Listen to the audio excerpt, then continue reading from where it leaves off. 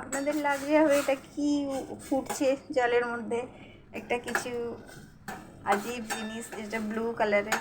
তো এটা কিছু আজীব জিনিস নয়, এটা হচ্ছে অপরাজিতা ফুলের চা। আপনারা এটা ইজিলি বানিয়ে নিতে পারেন। দেখুন এটা ফুটে গেছে, আমি করিব 5 থেকে 7 মিনিট এটাকে ফুটিয়েছি। এবার আমি গ্যাস বন্ধ করে দিচ্ছি। বন্ধ করে দিয়ে এটা দেখুন আমি কাপেতে ঢেলে নিচ্ছি। আপনারা এতে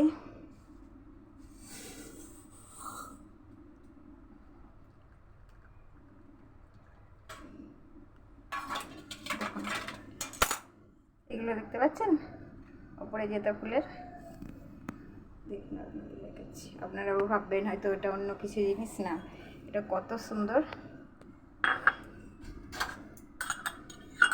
এই দেখুন এটা নীল রঙের চা। এই চাটা বানিয়েছি আমি এই অপরাজিতা ফুল থেকে। দেখুন দোস্ত আমি আপনাদের দেখাচ্ছি।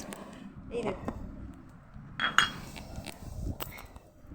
যেটা দিয়ে আমি বানিয়েছি মা এবং স্বস্তিক।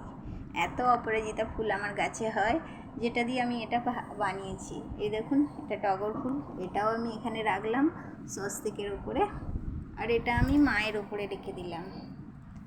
তো মা আমার উপর প্রসন্ন হবে, সেই জন্য আমি এটা রেখে দিয়েছি। দেখুন কত সুন্দর লাগছে এই অপরাজিতা ফুলের চা। এটা আমি বানিয়েছি, এটা আপনারা পান করে দেখবেন।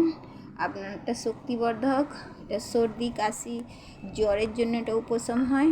এটা অনেক কিছু এর মধ্যে হার্বস থাকে, যেটা আমরা অনজানেতেই এটা পেয়ে যাই, কিন্তু এটা আমি গ্যারেন্টি দিয়ে বলছি এটা কোনো ক্ষতিকারক নয়। কেন এটা আমি নিজে এটা আমি পান করি, সেই জন্যে আমি বানিয়েছি। আপনারা তো ফুলগুলো ঠাকুরের কাছে দেওয়ার পরে ফেলে দেন, তো এইগুলো না ফেলে দিয়ে যেদিনকে ফুলটা পুজো হয়ে যাবে পরের দিনে ওই ফুলটাকে নিয়ে আপনি চা বানাতে পারেন, কিংবা ওই ফুলগুলো জমা করে করে রেখে দিয়ে পাউডার করে ডেলিকে চা ইউজ করতে পারেন, গ্রিন টিতে ইউজ করতে পারেন, বা ডেলি এইরকমই ব্লু চা বানিয়ে খেতে পারেন।